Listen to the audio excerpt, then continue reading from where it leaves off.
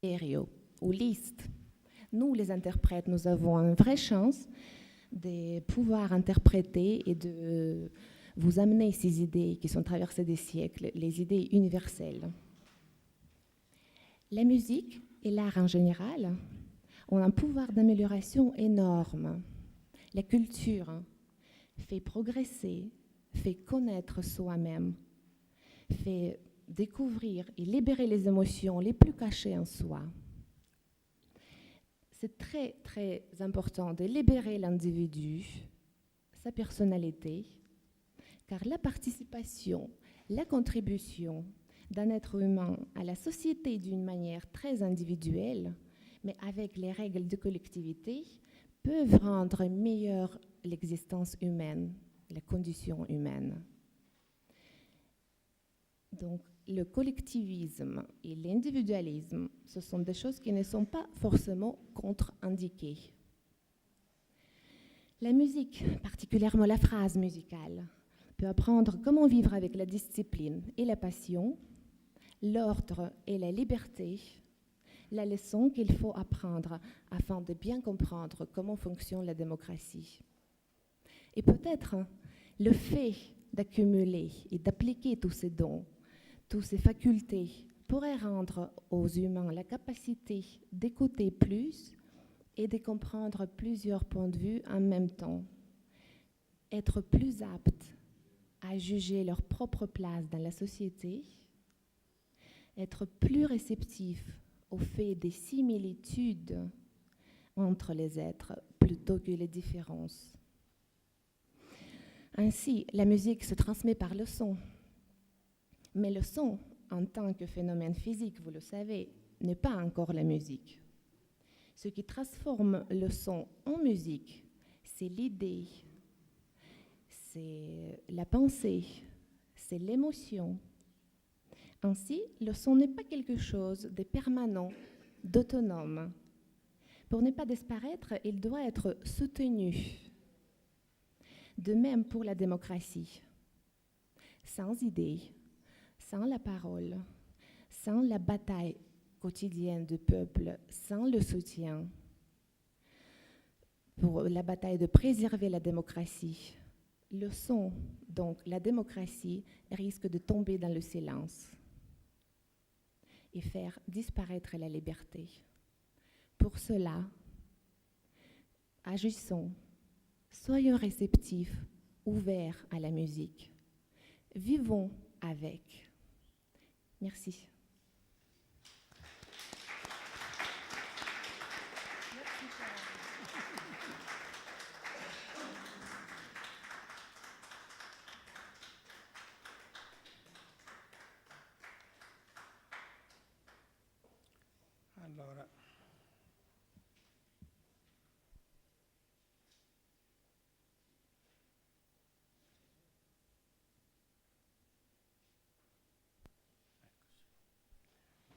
Allora, interpelliamo adesso Marina Nemat.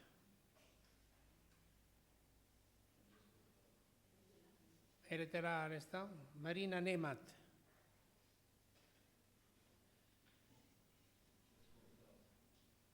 Niente, era qui davanti poco fa. Allora, ecco perché la stavo chiamando.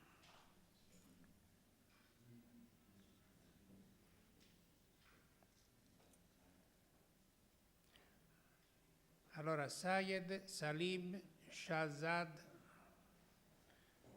che è del Pakistan, è già venuto un'altra volta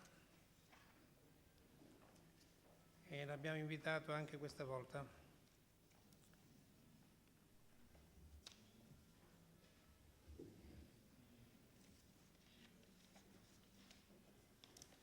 È giornalista, caporedattore del pakistano della Asia Times Online di Hong Kong e insomma vari incarichi, quindi ha scritto intorno ad Al-Qaeda, ai talebani, alla questione afghana.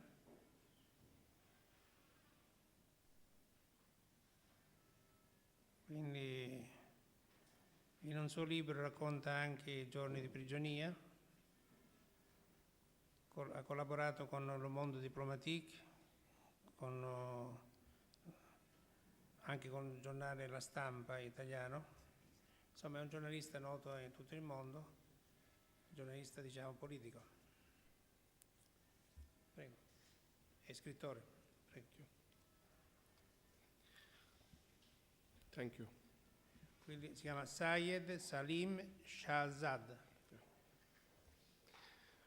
I agree with American writer Henry Ward Beecher that worst thing in the world next to anarchy is government. In the contemporary world, states' political interests are the catalyst of many evils. Terrorism is top of the list among them. It is states and governments which sponsor terrorism to begin with, and subjects become the ultimate victims, and then a vicious cycle of terror rotates. In this state-sponsored crime, there is no exception, and Saudi Arabia, Iran, Pakistan, India, the US, and Israel all have the same role. Many of us call it a battle between East and West, between the Islamic and the Judeo-Christian world. But it is neither of these.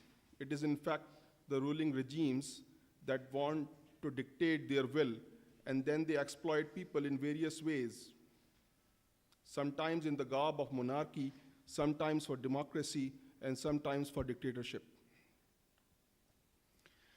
90% of people accept to be ruled, but there always remain some elements who refuse to succumb.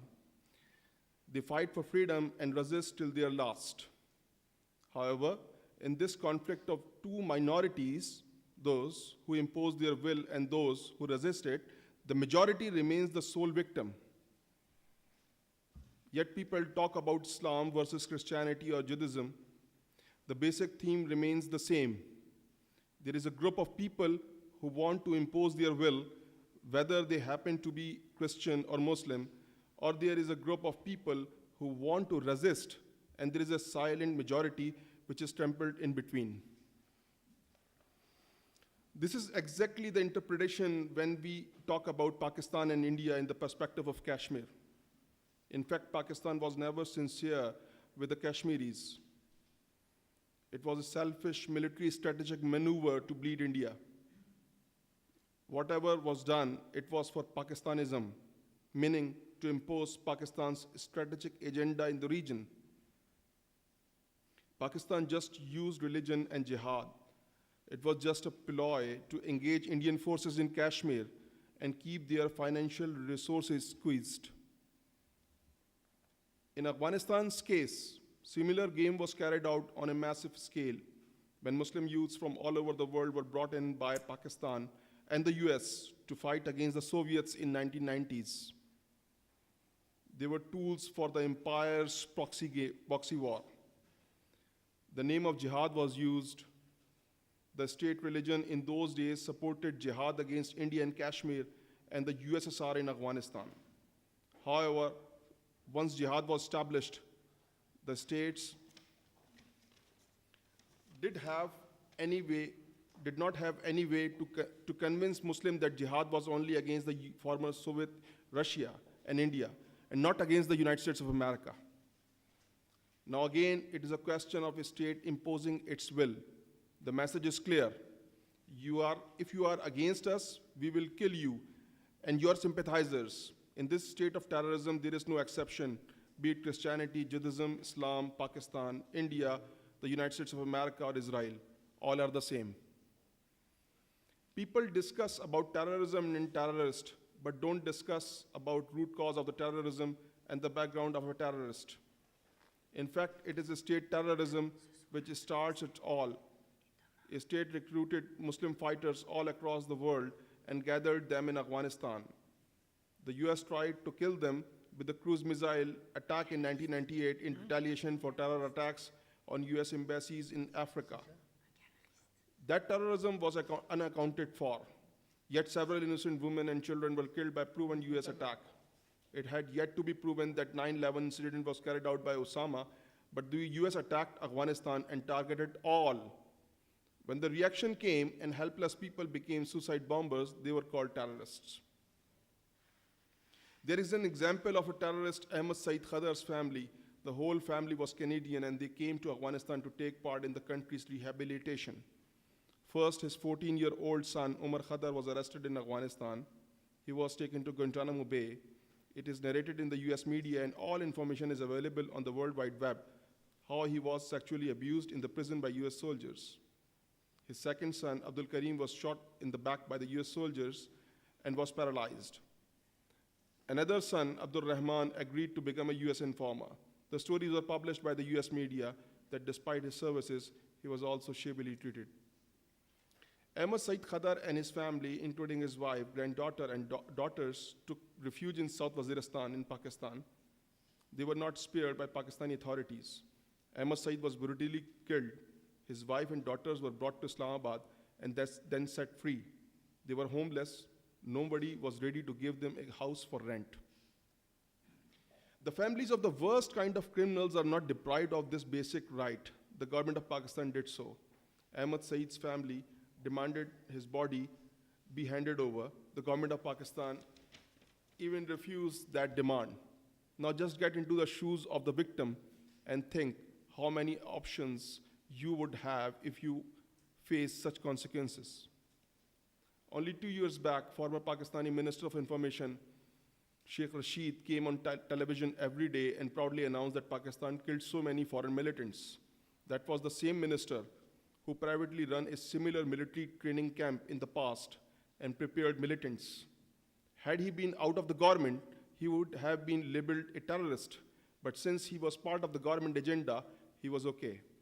In this fight of interests, only pawns are crushed. India and Pakistan fought proxy wars.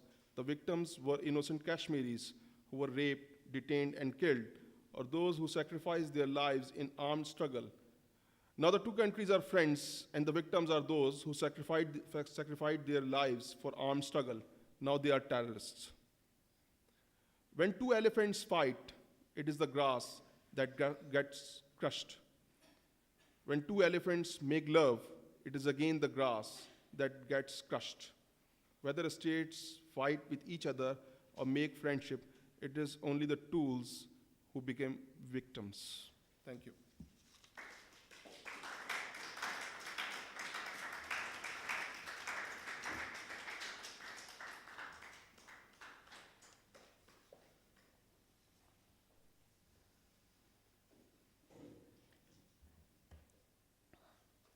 Allora Marina Nemat, che avevamo interpellato poc'anzi, avevamo raccontato la sua storia straordinaria, insomma, è stata in prigione, com'è che è riuscita, era stata condannata a morte, com'è che è riuscita a uscire. Quindi lei non era islamica, si è convertita all'Islam e ha sposato il carceriere, in questo modo è riuscita a uscire, poi una volta che aveva sposato appunto questo signore, poi dopo è riuscita ad andare a fuggire in Canada. E quindi abbiamo sentito l'altra volta, era di estremo interesse e abbiamo voluto invitarla anche questa volta. Prego. Quindi parla in inglese. Thank you. In inglese. Yes, in English. Thank you so much, Professor Verdiglione. It's an absolute pleasure to be here. I find that this beautiful villa is almost like another planet. When you enter here, you enter an amazing world that you can sit next to somebody like Abraham Berg and learn so much from him, and that's absolutely amazing. And it says that Iranians and Israelis, they can get along quite fine. And this is something that can really happen here, so I appreciate that opportunity. I have written a paper for this conference, which the title for it is Democracy in Iran, Will We Ever See the Day? It's a long paper. I'm not going to repeat all of that for you right now. It is on my website and in English, and it's going to be translated into Italian, so if you're interested, you can read that. But Abraham said something that I found very, very interesting. He said that liberties are the spirit of democracy, and that is absolutely true. Now, the thing is that what that made me think was that what is democracy to me as a person? Like, even regardless of the society or what's happened in the world. When I was released from prison after having been gone for 2 years, 2 months, and 12 days, having been tortured and having come to close to execution and having been raped and all of that, I came home. I was 18 years old, and the very first night that I was home after 2 years, I took a shower. I sat at the dinner table with my parents, with my boyfriend, and 2 family friends, and I watched in astonishment as they talked about the weather. The weather. Nobody asked me, what happened to you? And this gave me a message that whatever happened had to be forgotten, had to be ignored. This was the order of the day. So I put all of my trauma in a bubble.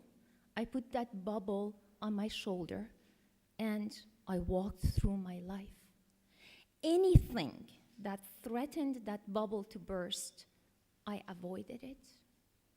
I avoided love, I avoided hatred, and I avoided anger. I got married, I had children. I got out of Iran, and I moved to Canada. But I didn't feel a thing. Why? Because I was still in a state of shock. That bubble stayed on my shoulder until it burst after my mother died. And it was at my after my mother's funeral at my brother's house. You know, Iranians, they like big parties. And even after somebody dies, you go to somebody's house, you get a lot of people together, and you talk. So I went to sit down next to my father. My father and I have never been close. We had never talked about what happened in the prison. Nothing had ever been mentioned, and this is like 20 years later. And I sat next to my father, and he looked up at me and he said, Marina, your mother forgave you before she died. And I thought, I wanted to say, what do you mean? And I opened my mouth, and what came out was a scream. I screamed and screamed, and it felt good. I felt really, really angry. The bubble had burst. But then I realized I can't breathe. So all the people in the room, they were all standing up, they were all looking at me, but nobody would come close to me, nobody would approach me. And I wanted to tell them, I can't breathe, but I couldn't say it because I was too busy screaming. So I ran into the front yard, and people followed me, but the thing is, nobody got close to me. Still, they didn't want to get close. They didn't want to get involved. So they were standing there watching me suffocate. Finally, a friend of mine who's a doctor, she's from Iran, finally, I had collapsed. She came over me, she started shaking me. And she said, Marina, shut up. And I looked at her and I realized, yeah, you're right. I have a choice. I can stop screaming. And I stopped. And they threw me in a car and they took me home. And do you think I received a phone call the next day? I didn't. Nobody called to say, what happened to you? And that was when I realized nobody is going to ask that. I'm going to ask it myself. And that was when I wrote my book, Prisoner of Tehran, which is about what happened. Now, you might want to ask, what does it have to do with democracy? It actually has a lot to do with democracy, because as a people in Iran, my humble belief is that we are suffering from the post-traumatic stress disorder as a country. Our bubble is there, and it contains a lot of trauma. And you know what? We don't want it to burst. Do you know why? Because if it bursts, we have to deal with the mess. And we don't want to deal with the mess. Because then questions are going to be asked. Somebody is going to say, when thousands of political prisoners were suffering in Iran's prisons at the age of 15, 16, 17, where were you? What were you doing? Then what? What are we going to say to that? So, in order for us in Iran to be able to ever achieve democracy, I'm not a politician. I don't understand the details of politics or how a democratic system works. I don't get that. I don't pretend that I do. I know history, but that's all. But what I know is the human experience. The human experience cannot be ignored. And as long as we don't understand the human experience, we can fix nothing. As long as we don't acknowledge the suffering of people, and as long as we don't take responsibility for this suffering, we are not going to achieve democracy. Iranians, if they want to get democracy, they have to talk about the dirty stuff, about the stuff that nobody wants to think about. This is not about revenge. I'm not after revenge. I don't want the people who tortured me in the prison to be tortured, because I understand the cycle that turns victims into torturers. Actually, I was talking to Avraham about that. Yes, victims can become torturers, and I have watched that happen over and over in my country, and I'm sick and tired of that. This cycle needs to be broken. This is not about revenge. It's not even exactly about justice. It's simply about acknowledging the human experience. Many of these things happened 20, 30 years ago. We can't get these people. We cannot put them to justice. Let's not even kid ourselves. But the important thing is to acknowledge in the open what happened. I want to walk into a party, where Iranians are, and I want to keep my head up, and I want to say, let's talk about what happened during those years, without everybody stepping back from me. So, again, to put it all together, in order to achieve democracy on a social level, we first have to find it on a personal level. And I'm still in the process, I'm still on this journey that I'm hoping to lead me to be a free human being. Because without my being free as one human being, I cannot expect to find democracy in the society in which I live. And how can I be a free human being? By being able to look at my past, understand what happened, look at my trauma straight in the eyes, and not run away from it. To acknowledge my mistakes and to use them to make the future just a little bit better. Thank you very much.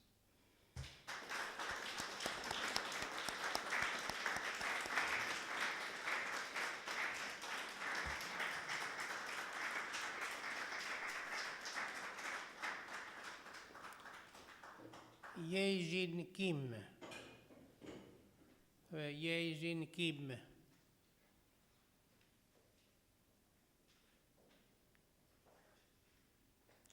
Della Corea.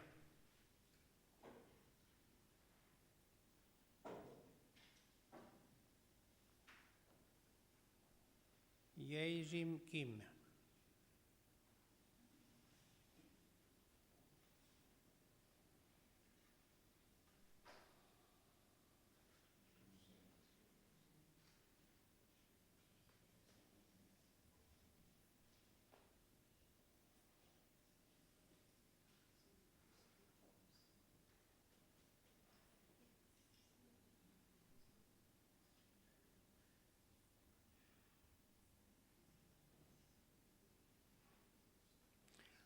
Allora,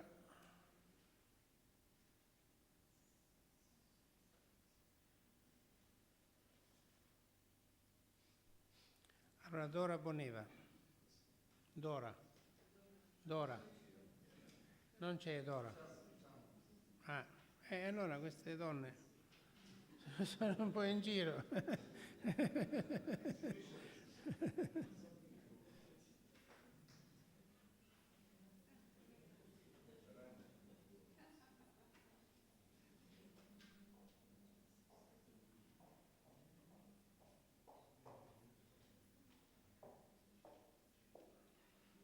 Chi? 2 minuti. Allora, sono usciti molti libri per questo festival, prima del festival. Oltre al volume del festival precedente che si intitola La Libertà, anche il libro di Nabavi, bellissimo, con le parole e immagini. Quindi è una sorpresa, un avvenimento, un grande avvenimento. E poi è uscito il libro di Compagnoni con un lunghissimo saggio di Italo Mereo, e questo era quasi introvabile in qualche biblioteca. Noi abbiamo fatto la riproduzione dell'edizione del 1791. La differenza tra lui e Beccaria, fra l'altro, è questa. Beccaria dice che la pena di morte è vietata, a meno che non ci sia un caso speciale. Compagnoni dice che la pena di morte è vietata e basta, senza eccezioni. Per fare un esempio, no? È una differenza enorme. E quindi la vera rivoluzione rispetto al diritto, un po' lungo la scia anche di Vico, del Rinascimento, è quella di Compagnoni. Noi abbiamo pubblicato questo libro, che è uno dei classici della nostra casa editrice. Un altro libro importante, pubblicato adesso, è di Oscar Panizza. Noi avevamo pubblicato Psicopatia Criminalis. E adesso c'è il libro L'Immacolata Concezione dei Papi, che è una satira. Diciamo, è chiaro che se fosse rispetto all'Islam questo oggi produrrebbe qualche problema. E invece noi abbiamo pubblicato questo libro e in Italia è possibile pubblicarlo. L'abbiamo pubblicato in tedesco e in italiano. Oscar Panizza, L'Immacolata Concezione dei Papi, a cura di Giovanni Chiarini, che ha fatto un lavoro veramente importante, importantissimo. Molti altri libri, il 6º volume della rivista La Cifrematica, poi un romanzo di Baistrocchi. Sono una quindicina di libri in questi ultimi 10 giorni. È arrivato adesso anche questo libro di Boris Nemtsov, L'inafferrabile Russia, confessione di un ribelle. Uscirà tra poco, scritto da lui a fine agosto qui, il libro su il disastro Putin, l'avvenire della Russia. Questo è di Boris Nemtsov.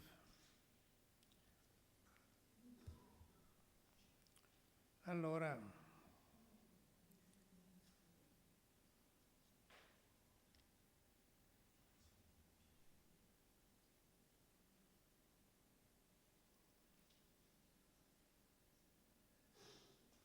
Armando De Armas.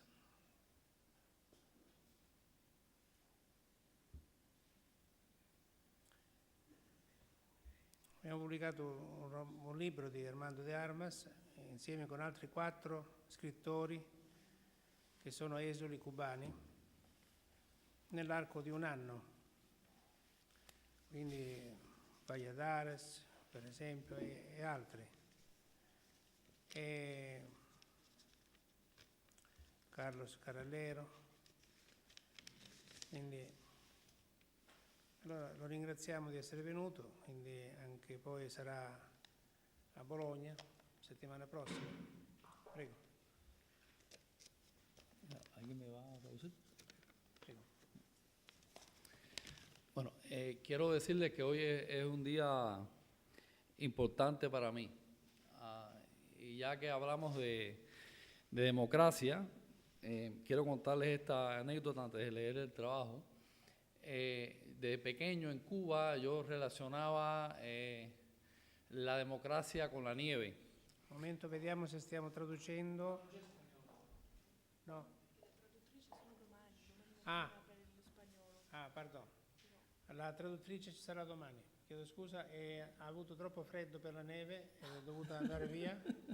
Si era tutta infreddolita così, non aveva portato un cappotto speciale, allora è venuta, pensava ci fosse il sole come altri giorni, è venuta qui, è venuto freddo, al pomeriggio è dovuta andare via. Tornerà domani mattina presto. Ok. Ecco, allora chiamiamo Daniel Pipes. Allora, è la prima volta che Daniel Pipes viene qui al nostro laboratorio intellettuale. Noi siamo molto contenti di questo. Il nostro è un movimento, si chiama il secondo rinascimento, dal 5 febbraio 1973. A New York abbiamo fatto un congresso dalla fine di aprile ai primi di maggio 1981 all'Hotel Plaza. Era sempre intorno al secondo rinascimento, come l'abbiamo fatto in vari paesi del mondo. E quindi adesso sentiamo allora Daniel Pipes, che è un esponente molto importante in America, sia nell'ambito universitario sia nell'ambito politico, quindi all'Università di Harvard. Ha studiato molto la storia islamica medievale e l'Islam anche moderno, quindi come università è stato a Chicago, a Harvard per esempio, poi è stato a Filadelfia, ha avuto incarichi importantissimi anche con Bush e insomma ci interessa molto, è un protagonista della cultura e della politica americana. Allora ci interessa sentirlo, no? Ascoltarlo. Noi abbiamo visto tanti giornali che parlavano di lui in Europa, siamo incuriositi e gli abbiamo scritto. Abbiamo letto qualche intervista che aveva fatto e abbiamo detto ma forse è il caso di sentirlo e di sentire la sua testimonianza e qual è l'avvenire dell'America. E quindi quando chiaramente magari questi non sono argomenti che toccherà, poco fa abbiamo avuto un economista, un grande economista italiano che ha parlato della crisi del mercato finanziario e della crisi, è uscito il libro appunto suo sul mercato finanziario di Roberto Ruozzi. Allora ci interroghiamo intorno a quanto sta avvenendo e anche intorno a quel che avverrà. Quindi non siamo né apocalittici né messianici, ma è per questo che noi ci interroghiamo, lasciamo la questione aperta e siamo felici di ascoltare adesso Daniel Pipes. Prego. Thank you. Thank you so much for the invitation. I have a talk prepared on democracy and Islam, but if you prefer, I can talk about the new administration. Democrazia. Okay, as planned. Democrazia. On democracy, okay. So not democracy in the United States, democracy and Islam. Sì. I have a complicated position on this topic.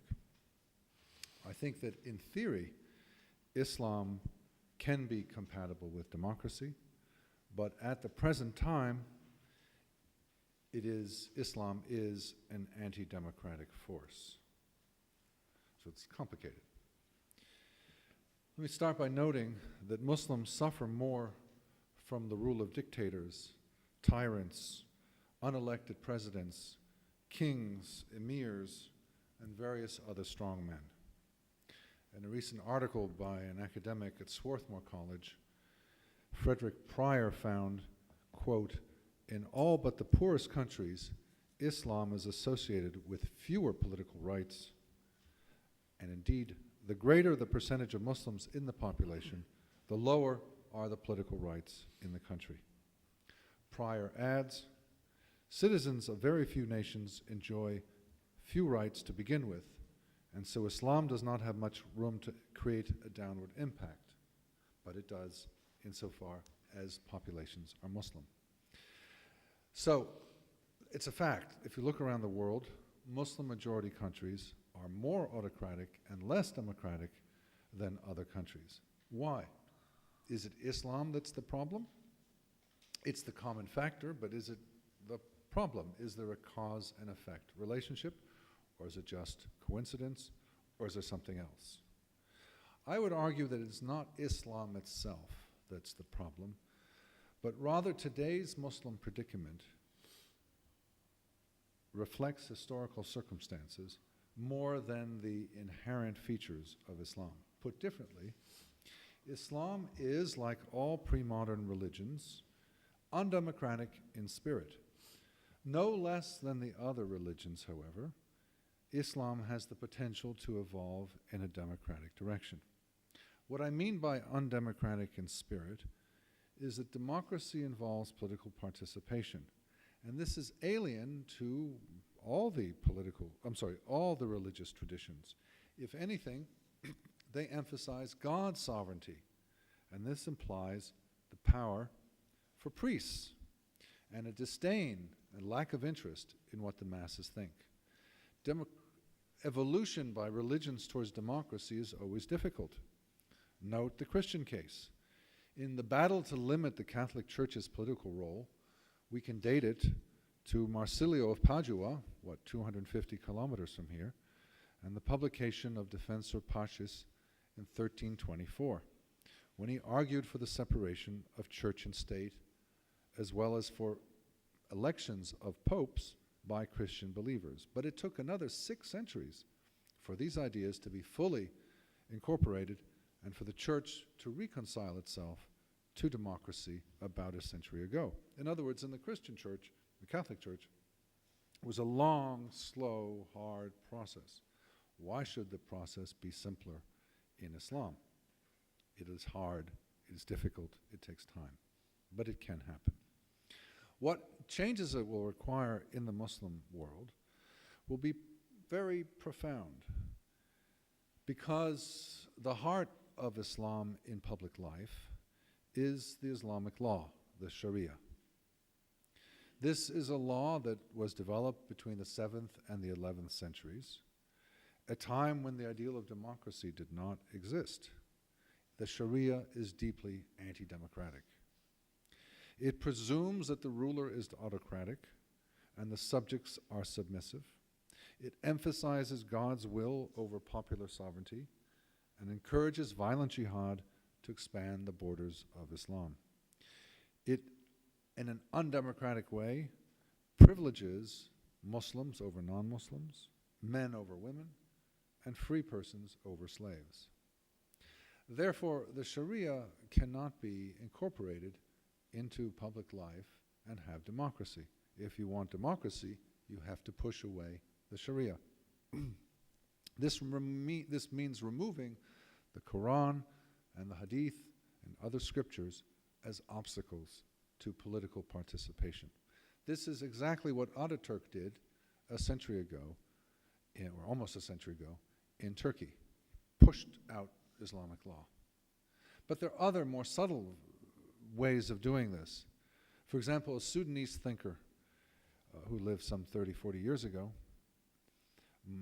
Mahmoud Muhammad Taha, a Sudanese, made a distinction between those verses in the Quran called the Meccan verses, which talked about cosmological aspects, and the harsher, more legalistic Medina verses that followed his ascent to power. Taha, the Sudanese thinker, argued that the Meccan verses represent the eternal principles of Islam, whereas the Medina verses applied only to Medina under Muhammad's rule. In other words, he said, the cosmology of Islam is eternal, but the laws of Islam were to be restricted to the 7th century. It's an idea that has not been widely accepted, but it is one way of looking at Islamic law and pushing it out of the public arena. The important point to emphasize is that Islam has changed over 14 centuries and continues to change. It is not one essential understanding of Islam. Furthermore, Islam is what Muslims make of it. The professor of philosophy at Cairo University, Hassan Hanafi, said a couple of years ago that the Quran is like a supermarket where one takes what one wants and leaves what one doesn't. In other words, Muslims have a choice. The Quran and the Hadith are very contradictory. You can complex. You can understand them how you will. You can have a more democratic Quran and Hadith or a less democratic Quran and Hadith. Islam's problem is less, excuse me, it's being anti-modern than that its processes of modernization have hardly begun. Muslims can modernize their religion, but that requires major changes.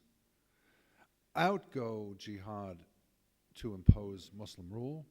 Out go second-class citizenship for women and non-Muslims.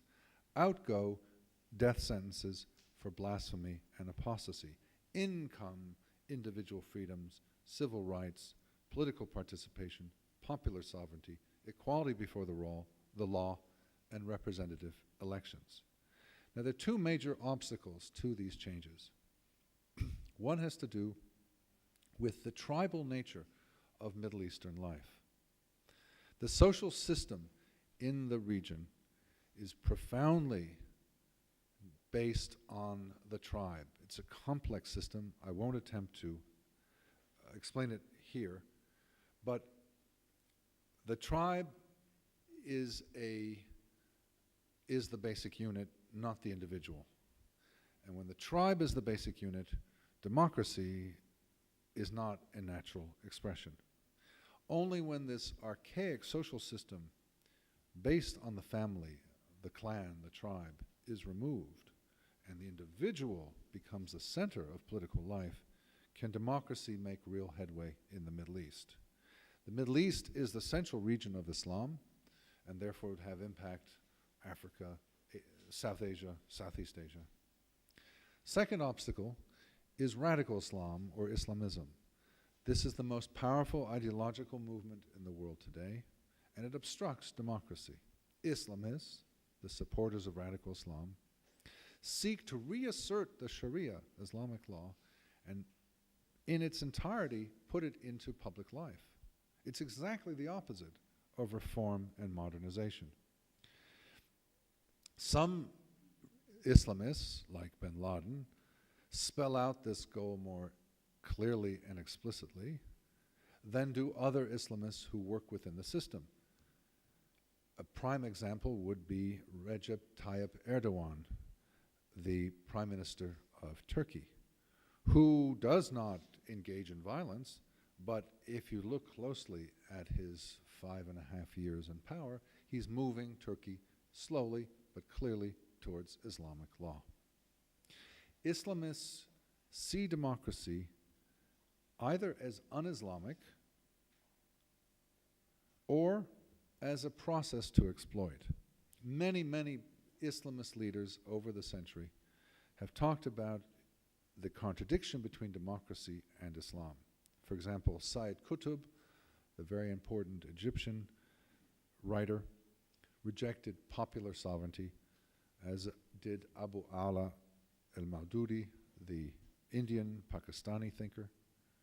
Yusuf al-Qaradawi, the imam who is on Al Jazeera, argues that elections are heretical, are anti-Islamic. That said, some Islamists see democracy as a way to get to power. And indeed, like Erdogan in Turkey, they're very good at getting votes. One sees this in Egypt and Saudi Arabia, in Iraq, Afghanistan, Bangladesh. One even sees it with a terrorist organization, Hamas, and the Palestinian Authority. This record does not mean that the Islamists are democratic, but it means they're tactically flexible and they're determined to get power. As Erdogan, the Turkish prime minister, once explained, democracy is like a streetcar, like a bus. When you come to your stop, you get off. In conclusion, there's a contrast between theory and practice. Hard work can one day make Islam democratic. In the meantime, Islamism represents the world's leading anti-democratic force. Thank you.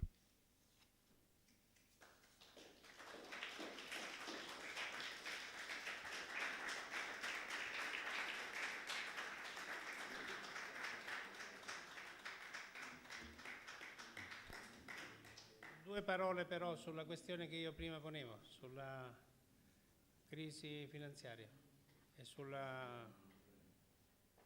Due parole. I'd prefer to talk about the new administration, but let me Sì, nuova amministrazione, ok. Nuova amministrazione. Let me say one point about the financial crisis, which is that it appears that the most dramatic impact of the financial crisis is on the oil exporting states.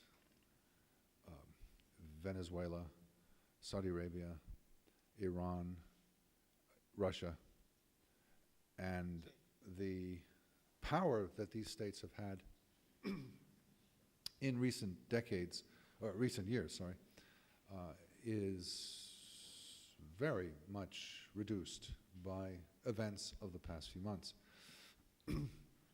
It's particularly true of Iran, where not only has the government not collected a sovereign wealth fund that's in the hundreds of billions of euros, but it's only about 5 or 6 billion euros. Not only is it very small, but the budget of the Iranian government is based on $90 a barrel, $95 a barrel oil. Now it's 54, 53. So they're going to have very severe problems. On the new president and new administration, Mr. Obama comes out of the hard left, very, very hard left. If you look back at his student years, at his time in the Illinois State Senate, at his activities in Chicago, he was at the extreme of the, I should put it this way, at the extreme of the American political spectrum. But as he rose in the US Senate and as he campaigned for president, he moved to the center left, from the hard left to the center left. And then his first appointments in the last 3 weeks have been distinctly in the center left.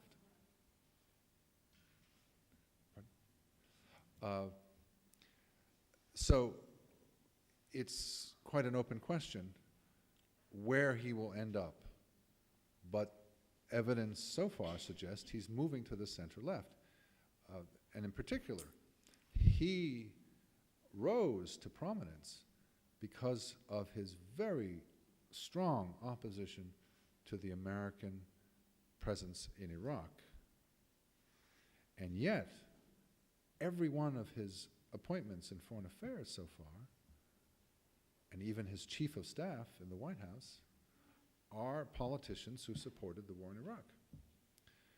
So we have a bit of a mystery here. It appears he's moving to the center left. It's too early to say anything certain, but that's what it appears like today. And should that be the case, not only would there be disappointment on the American left, but I expect there'll be quite a bit of disappointment in Europe, where in the odd circumstance that in contrast the past years where the US government was to the right of the major European states, now it's the other way. One has conservative governments in much of Europe, and the United States has a left-wing government. So I am inclined to think from preliminary evidence, and it's very, very preliminary, that we're going to see a tougher foreign policy than we would have thought of just a month ago. Più dura in che senso? Più dura in che senso? Well, I didn't use the word harsher, I used the word tougher. More hawkish. Iraq is a perfect example. The early months of Obama's campaign stressed what a terrible mistake it was to be in Iraq. He'd bring the troops back immediately, somewhat like one saw in Spain in 2004, immediate withdrawal, or here. But as he approached power, he became more nuanced. What does exactly it mean to say withdrawal? What is the period of time? What kind of continued presence would the United States government have in Iraq?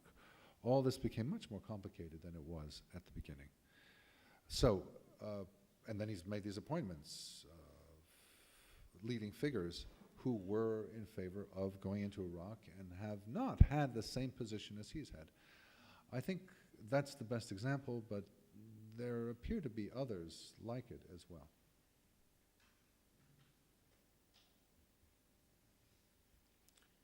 E la politica finanziaria come sarà?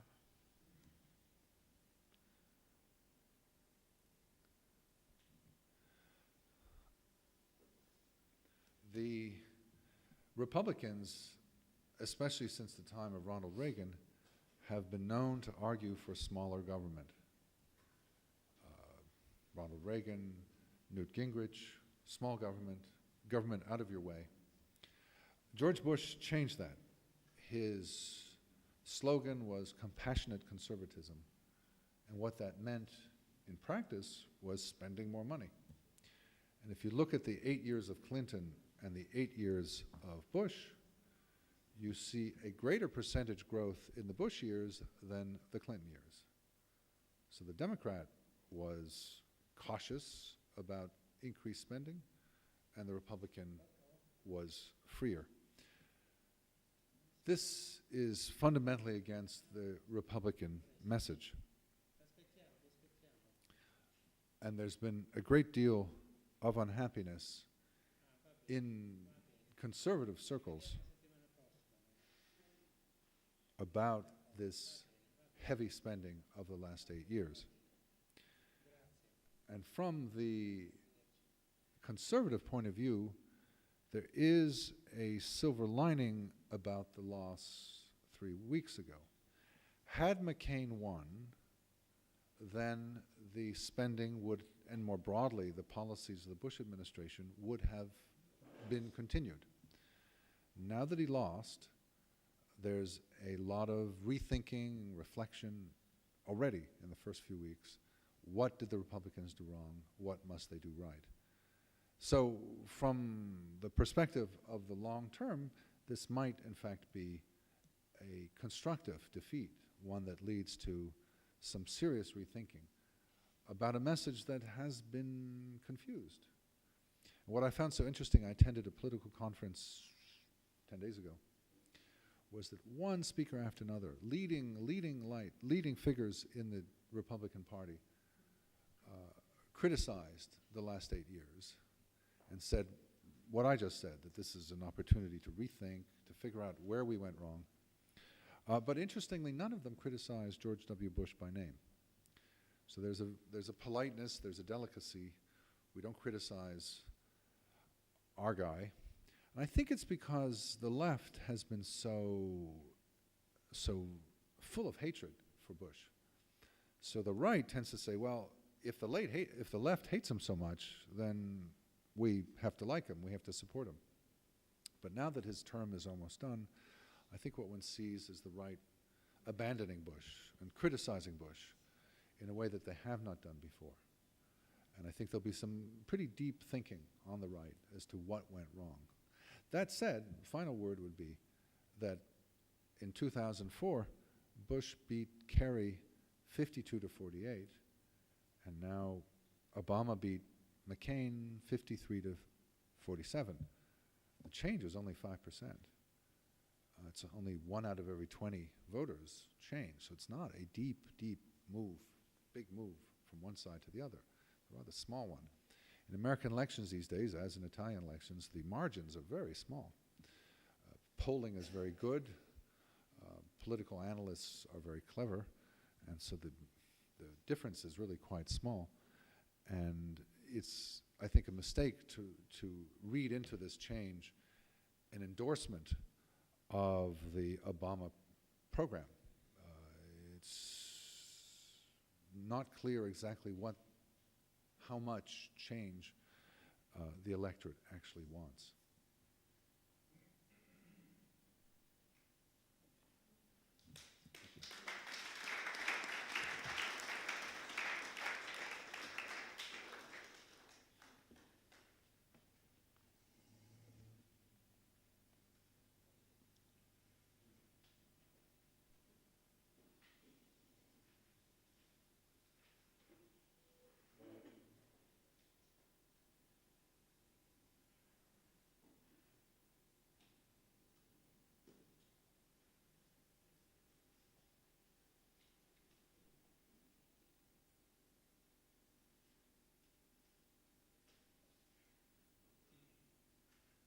Yuri Polyakov.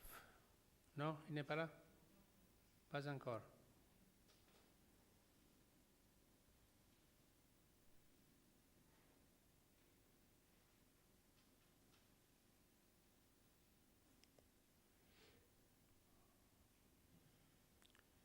E la signora, è quella Ye-Jin Kim, non è comparsa più? Ye-Jin Kim, l'avevo chiamata prima 3 volte, non l'ha recuperata lei? Ah, ecco. Allora, questa neppure.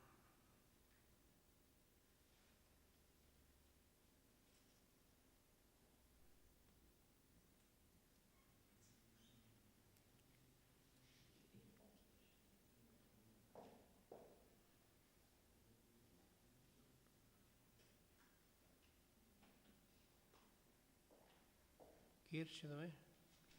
No.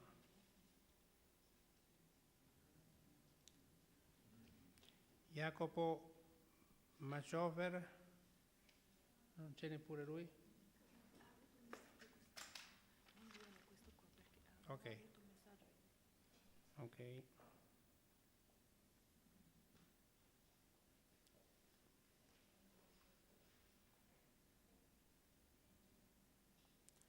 Allora, Uwe Peters.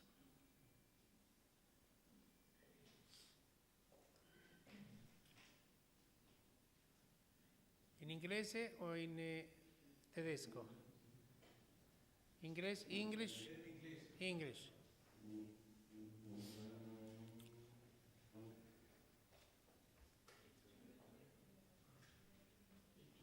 No. Allora, Uwe Peters parla diverse lingue?